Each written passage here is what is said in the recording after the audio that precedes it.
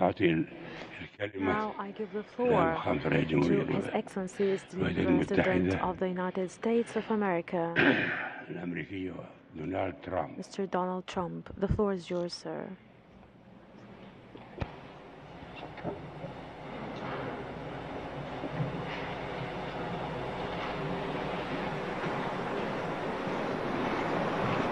Thank you. I would like to thank King Solomon for his extraordinary words and the magnificent kingdom of Saudi Arabia for hosting today's summit. I am honored to be received by such gracious hosts.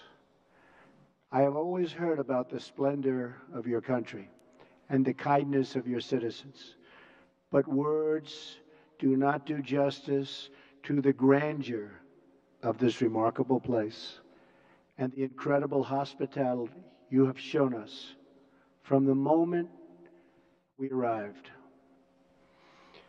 You also hosted me in the treasured home of King Abdul Aziz, the founder of the kingdom who united your great people, working alongside of another beloved leader, American President Franklin Roosevelt. King Abdul Aziz began the enduring partnership between our two countries. King Solomon, your father would be very, very proud to see that you are continuing his legacy. And just as he opened the first chapter of our partnership, today we begin a new chapter that will bring lasting benefits to all of our citizens. Let me now also extend my deep and heartfelt gratitude to each and every one of the distinguished heads of state who made this journey here today. You greatly honor us with your presence, and I send the warmest regards from my country to yours. Thank you. I know that our time together will bring many blessings to both your people and to mine.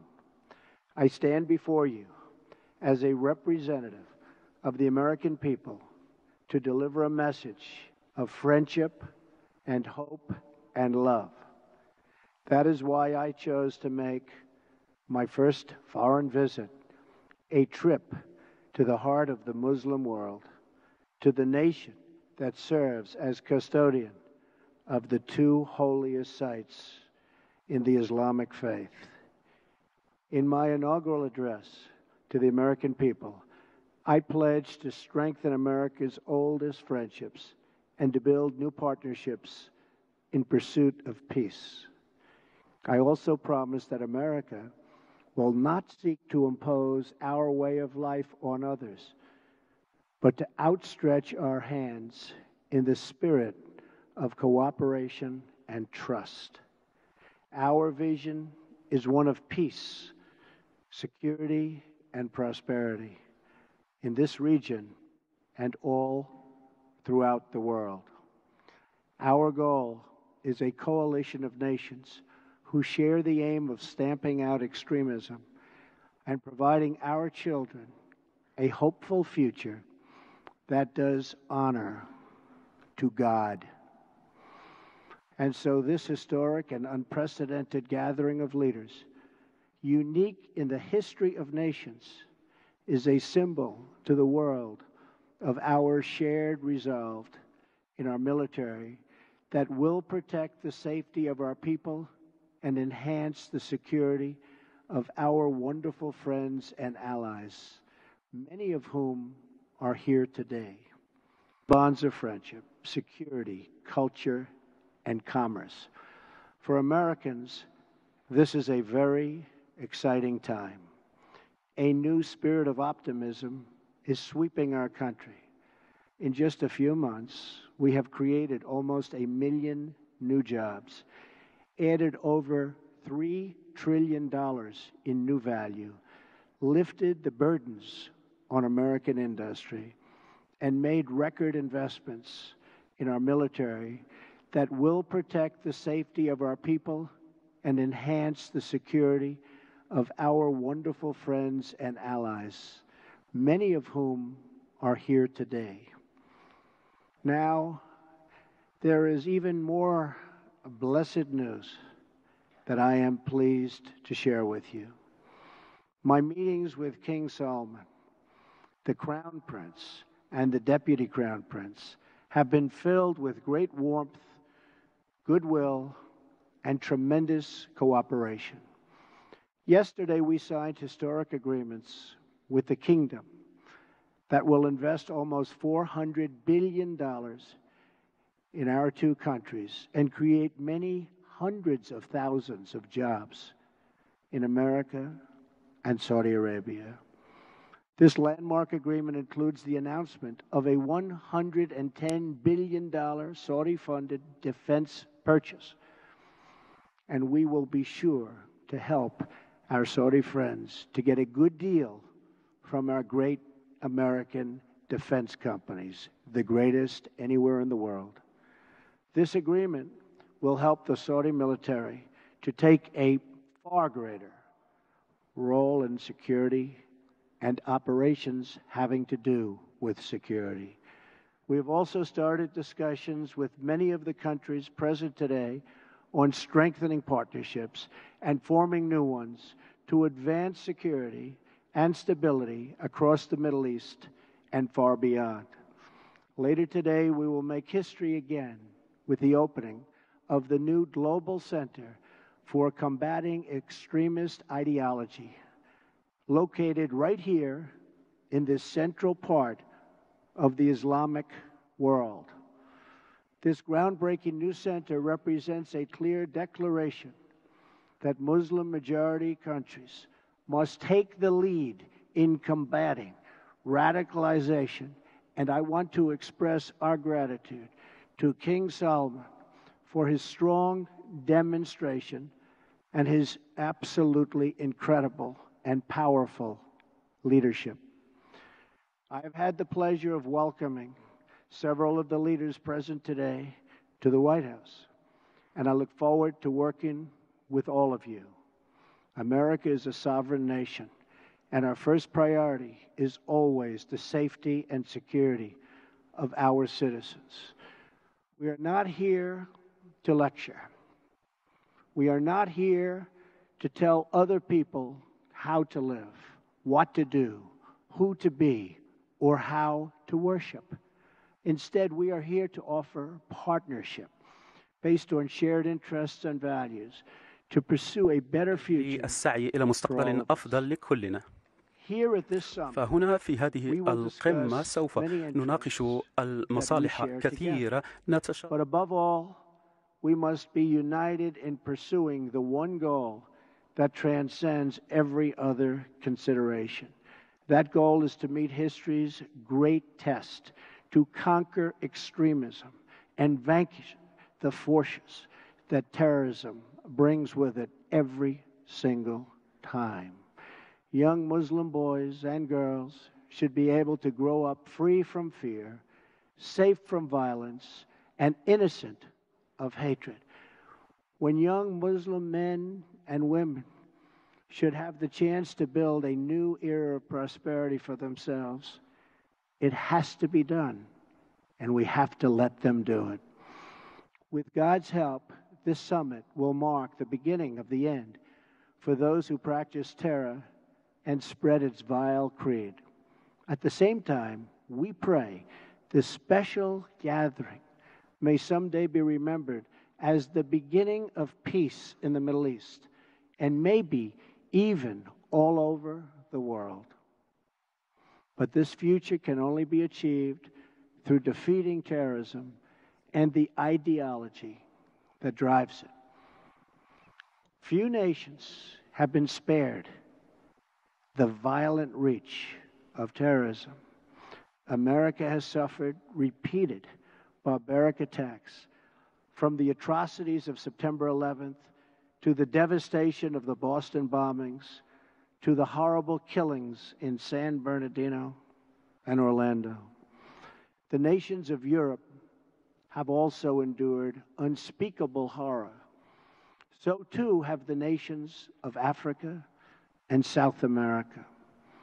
India, Russia, China, and Australia have all been victims.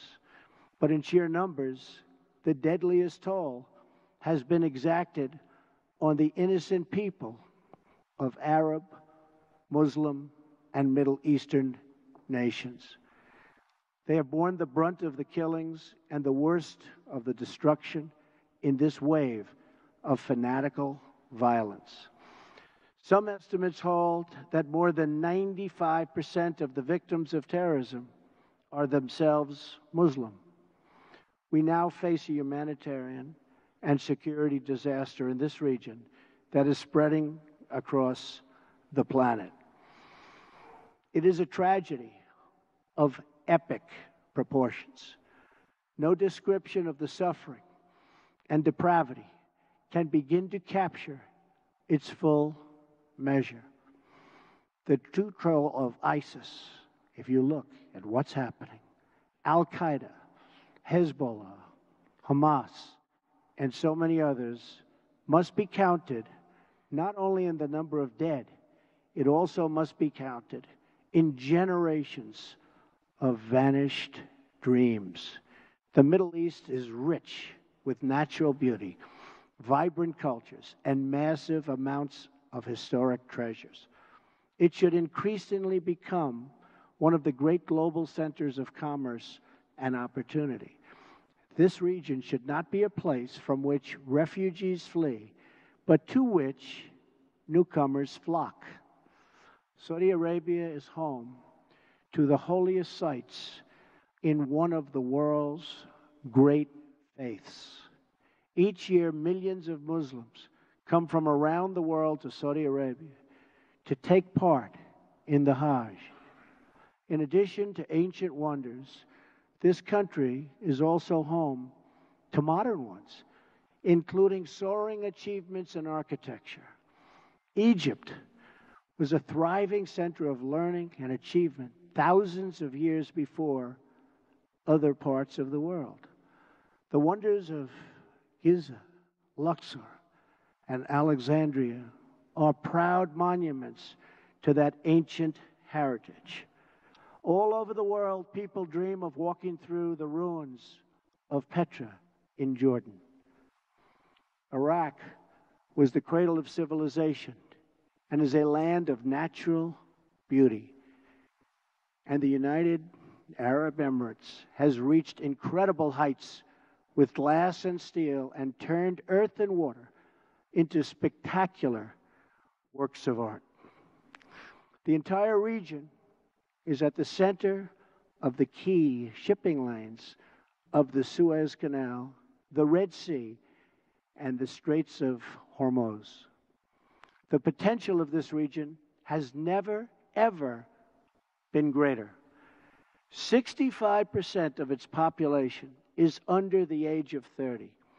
Like all young men and women, they seek great futures to build, great national projects to join, and a place for their families to call home.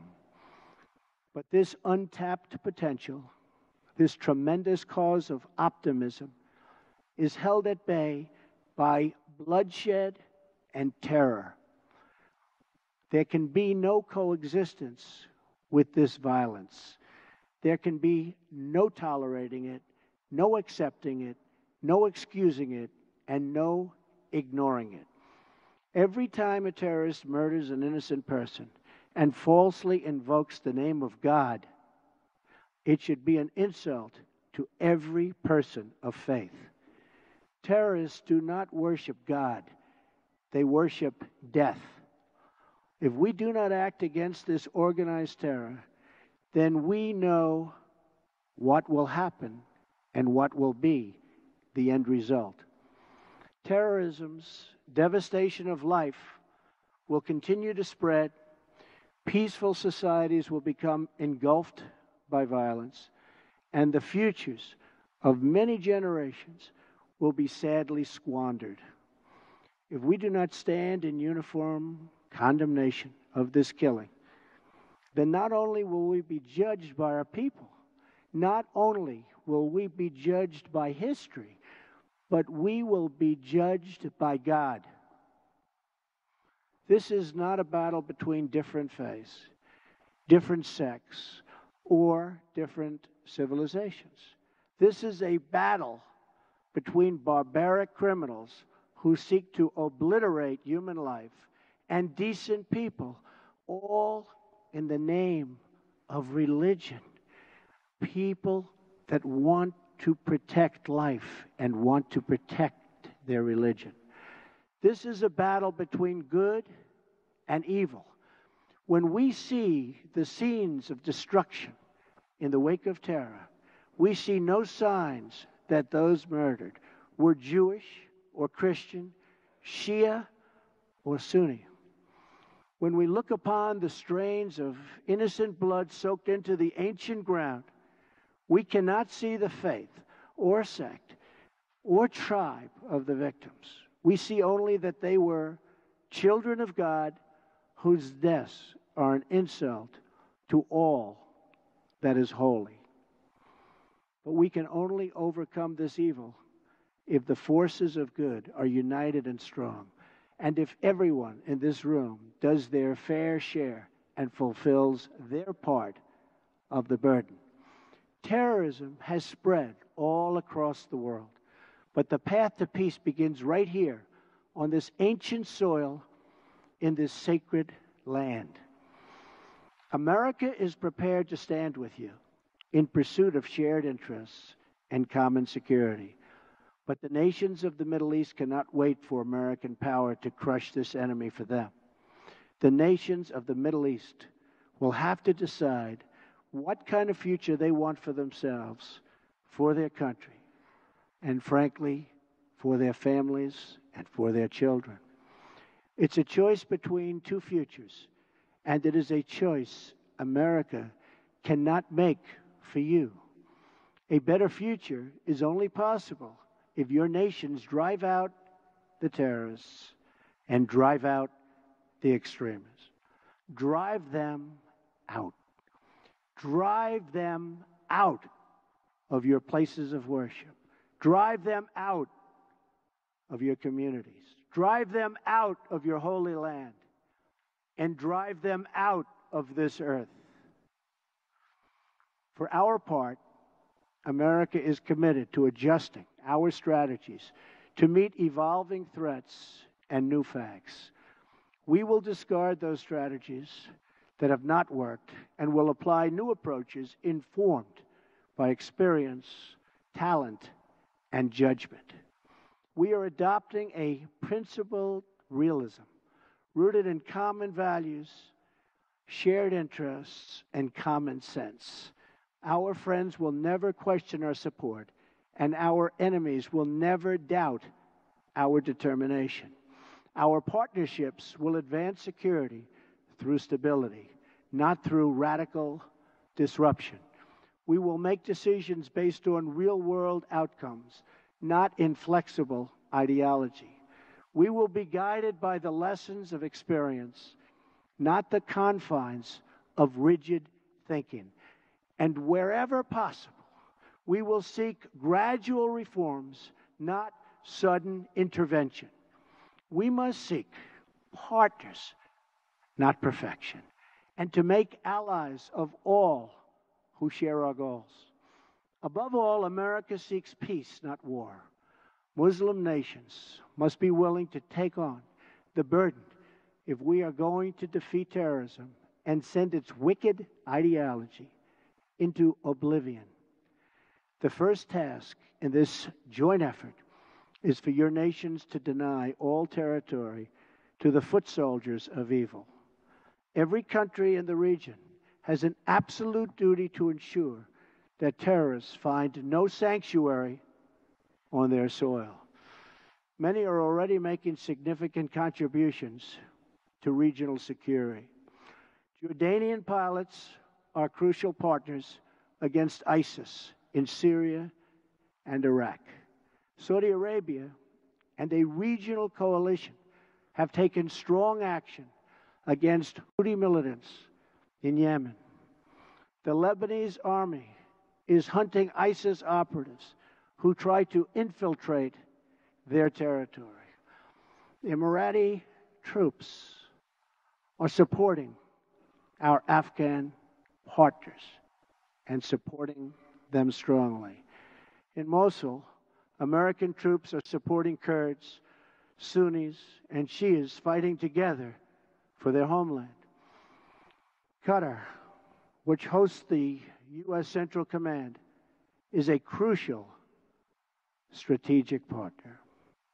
Our long-standing partnership with Kuwait and Bahrain continue to enhance security in the region. Our courageous Afghan soldiers are making tremendous sacrifices in the fight against the Taliban and others in the fight for their country. As we deny terrorist organization control of territory and populations, we must also strip them of their access to funds. We must cut off the financial channels that let ISIS sell oil, let extremists pay their fighters, and help terrorists smuggle their reinforcements. I am proud to announce that the nations here today will be signing an agreement to prevent the financing of terrorism, called the Terrorist Financing Targeting Center, co-chaired by the United States and Saudi Arabia, and joined by every member of the Gulf Cooperation Council. It is another historic step in a day that will be long remembered. I also applaud the Gulf Cooperation Council for blocking funders from using their countries as a financial base for terror, and for designating Hezbollah as a terrorist organization, which they certainly are, last year. Saudi Arabia also joined us this week in placing sanctions on one of the most senior leaders of Hezbollah. Of course, there is still much work to be done. That means honestly confronting the crisis of Islamic extremism and the Islamicists and Islamic terror of all kinds.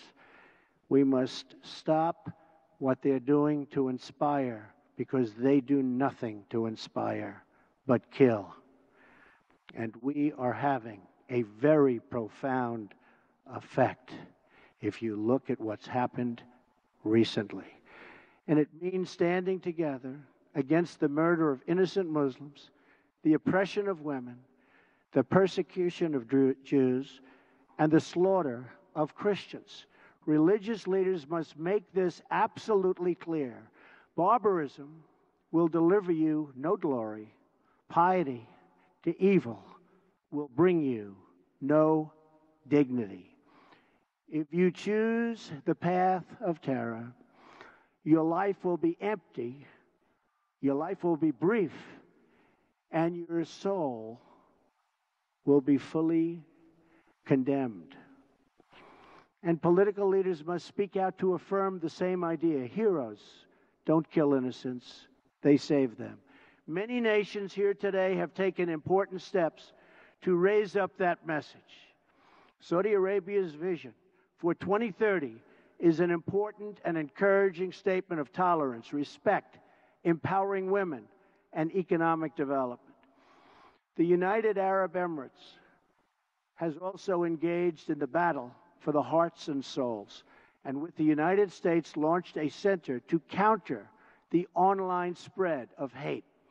Bahrain, too, is working to undermine recruitment and radicalism. I also applaud Jordan, Turkey, and Lebanon for their role in hosting refugees. The surge of migrants and refugees living so poorly that they're forced to leave the Middle East depletes the human capital needed to build stable societies and economies. Instead of depriving this region of so much human potential, Middle Eastern countries can give young people hope for a brighter future in their home nations and regions. That means promoting the aspirations and dreams of all citizens who seek a better life, including women, children, and the followers of all faiths. Numerous Arab and Islamic scholars have eloquently argued that protecting equality strengthens Arab and Muslim communities. For many centuries, the Middle East has been home to Christians, Muslims, and Jews living side by side. We must practice tolerance and respect for each other once again and make this region a place where every man and woman, no matter their faith or ethnicity, can enjoy a life of dignity and hope. In that spirit, after concluding my visit in a fabulous place that we're at today, Riyadh, which I've gotten to know so well in so short a time, I will travel to Jerusalem and Bethlehem and then to the Vatican, visiting many of the holiest places in the three Abrahamic faiths. If these three faiths can join together in cooperation, then peace in this world is possible, including peace between Israelis and Palestinians. I will be meeting with both Israeli Prime Minister Benjamin Netanyahu and Palestinian President Abbas. Starving terrorists of their territory, of their funding, and the false allure of the craven ideology will be the basis for easily defeating them. But no discussion of stamping out this threat would be complete without mentioning the government that gives terrorists all three: safe harbor, financial backing, and the social standing needed for recruitment. It is a regime that is responsible for so much instability in that region. I am speaking, of course, of Iran. From Lebanon to Iraq to Yemen, Iran funds arms and trains terrorists, militias, and other extremist groups that spread destruction and chaos across the region. For decades, Iran has fueled the fires of sectarian conflict and terror. It is a government that speaks openly of mass murder, vowing the destruction of Israel, death to America, and ruin for many leaders and nations in this very room. Among Iran's most tragic and destabilizing interventions, you've seen it in Syria. Bolstered by Iran, Assad has committed unspeakable crimes, and the United States has taken firm action in response to the use of banned chemical weapons by the Assad regime, launching 59 missiles at the Syrian airbase from where that murderous attack originated. Responsible nations must work together to end the humanitarian crisis in Syria, eradicate ISIS, and restore stability to the region, and as quickly as possible. The Iranian regime's longest suffering victims are its own people. Iran has a rich history and culture, but the people of Iran have endured hardship and despair under their leaders' reckless pursuit of conflict and terror. Until the Iranian regime is willing to be a partner for peace, all nations of conscience must work together to isolate Iran, deny it, funding for terrorism, cannot do it, and pray for the day when the Iranian people have the just and righteous government they so richly deserve. The decisions we make will affect countless lives. King Solomon I thank you for the creation of this great moment in history and for your massive investments in America and its industries and its jobs. I also thank you for investing in the future of this part of the world. The fertile region, and it is so fertile, has all of the ingredients for extraordinary success. A rich history and culture, a young and vibrant people, a thriving spirit of enterprise. But you can only unlock this future if the citizens of the Middle East are freed from extremism, terror, and violence. We in this room are the leaders of our peoples. They look to us for answers and for action. And when we look back at their faces, behind every pair of eyes is a soul that yearns for justice and yearns for peace. Today, billions of faces are now looking at us, waiting for us to act on the great question of our time. Will we be indifferent in the presence of evil? Will we protect our citizens from its violent ideology? Will we let its venom spread through our societies? Will we let it destroy the most holy sites on earth? If we do not confront this deadly terror, we know what the future will bring: more suffering, more death, and more despair. But if we act, if we leave this magnificent room unified and determined to do what it takes to destroy the terror that threatens the world, then there is no limit to the great future our citizens will have. The birthplace of civilization is waiting to begin a new renaissance. Just imagine what tomorrow could bring. Glorious wonders of science, art, medicine, and commerce to inspire mankind. Great cities built on the ruins of shattered towns. New jobs and industries that will lift up millions and millions of people. Parents who no longer worry for their children, their families, and who no longer mourn for their loved ones. And the faithful who finally worship without fear. These are the blessings of prosperity and peace. These are the desires that burn with a righteous flame in every single human heart. And these are the just demands of our beloved people.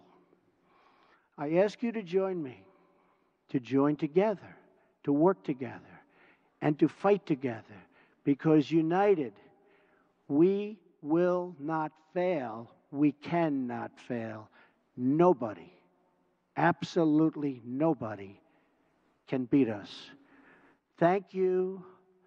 God bless you. God bless your countries. And God bless the United States of America. Thank you very much. Thank you.